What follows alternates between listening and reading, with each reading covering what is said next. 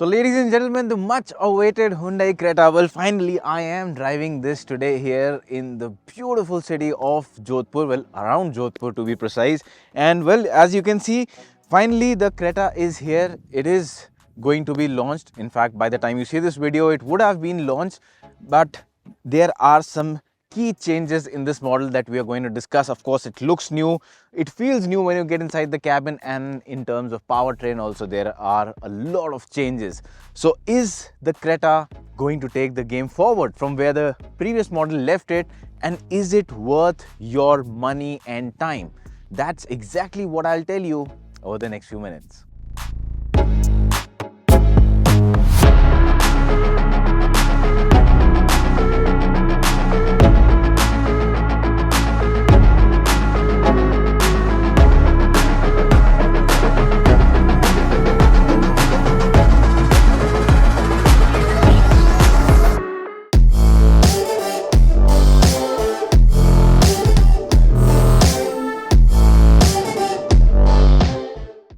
Now let's start off with the design first, and the design, as you can see, well, I will tell you one thing first.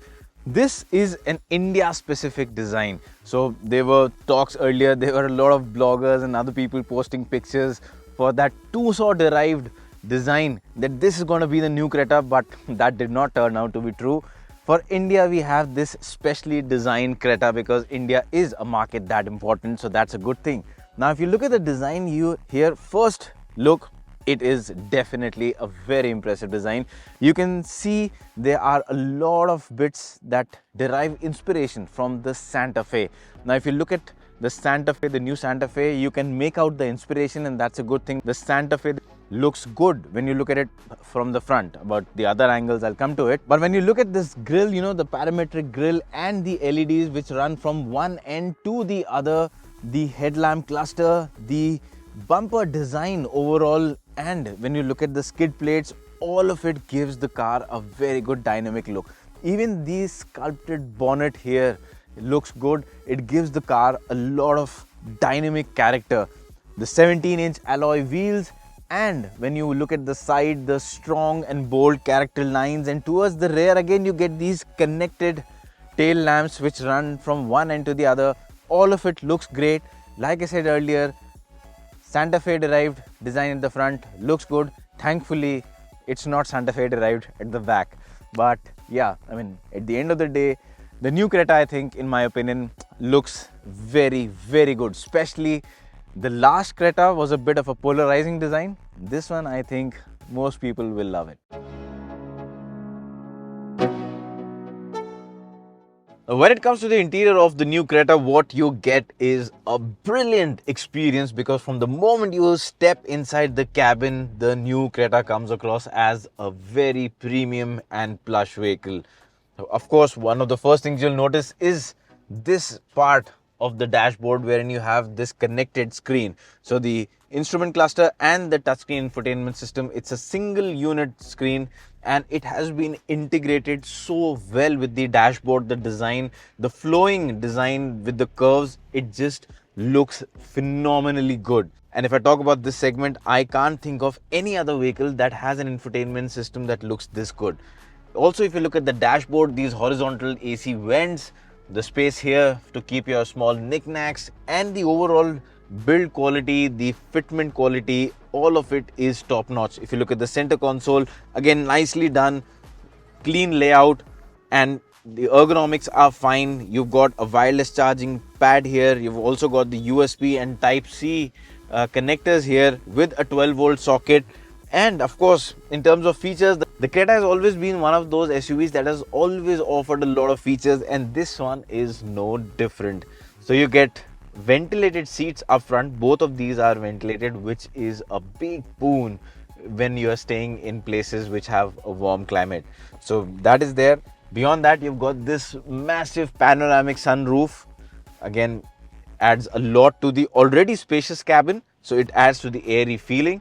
And if I talk about the screen itself, this infotainment system, it comes with Android Auto, Apple CarPlay. It's a connected vehicle, so you get a lot of connected features that you can operate through your smartphone that also add to your convenience and safety. Both of them, you get apps, something like a Geo Savan. You get a 1 year subscription free with the car. So music again is taken care of.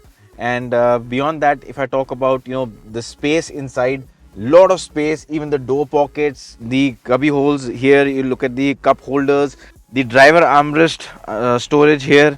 And when you add all of this together, what you get is a cabin that is phenomenally good in terms of look and feel. It is spacious, it is loaded to the gills with features, and is convenient at the same time.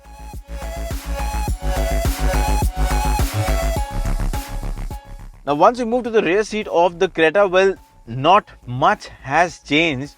I mean, technically, it's pretty much the similar amount of space you get, which is not a bad thing. The Creta has always offered good space. But one key change here is that the rear bench now comes with better under-thigh support. And that is bound to improve the overall comfort for the rear occupants.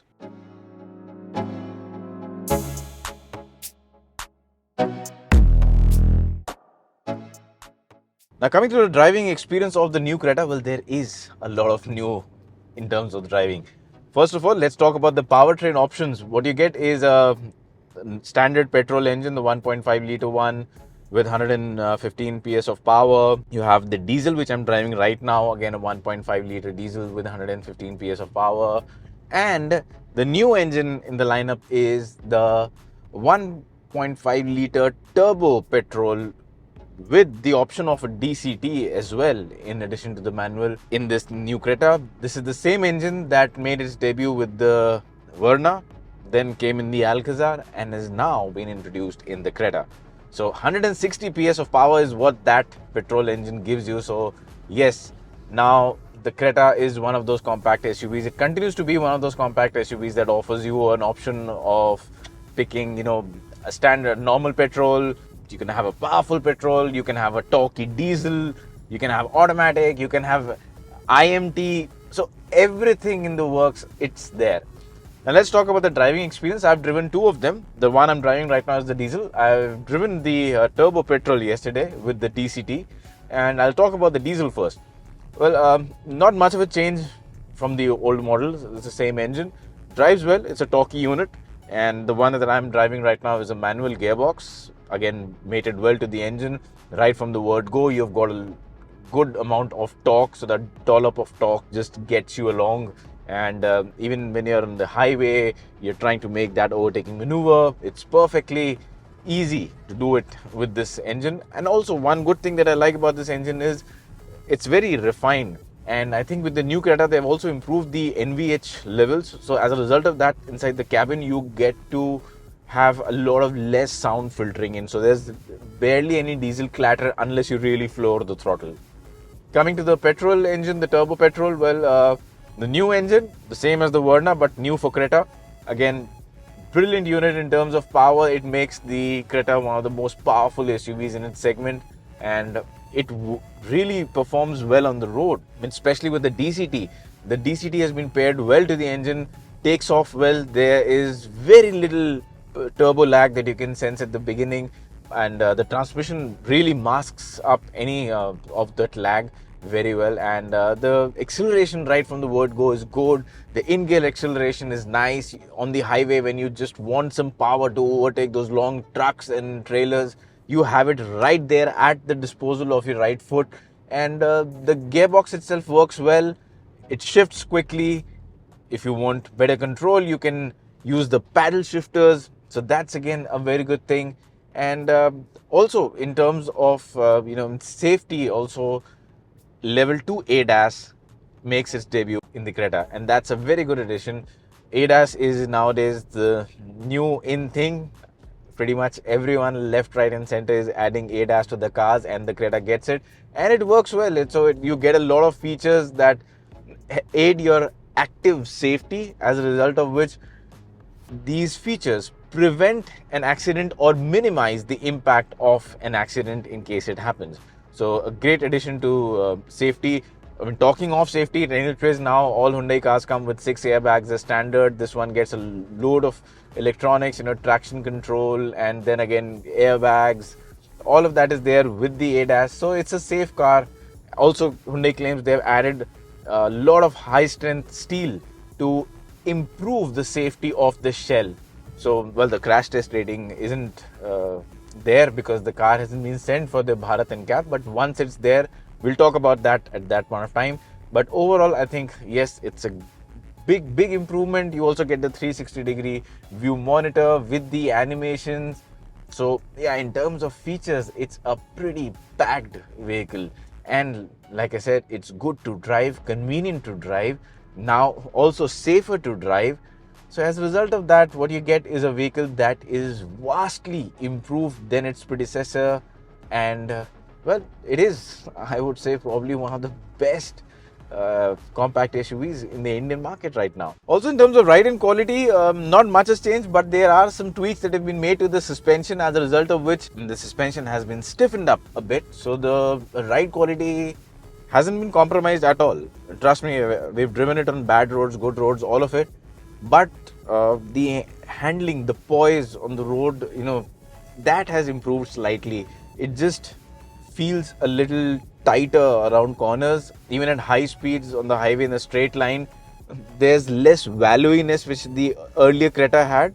So this one feels a lot more in control.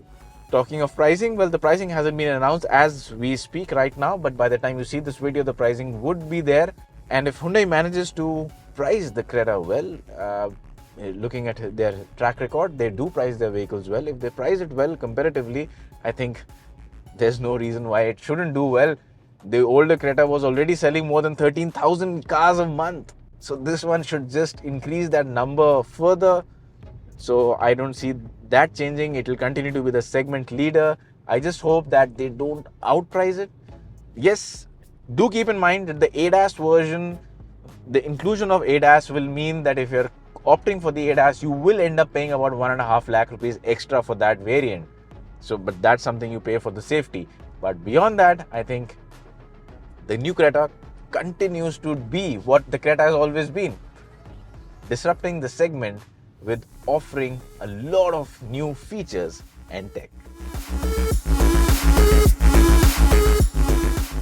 If you like this video, then please hit that subscribe button, press the little bell icon so that our future videos can reach you, and like the video and share it as well.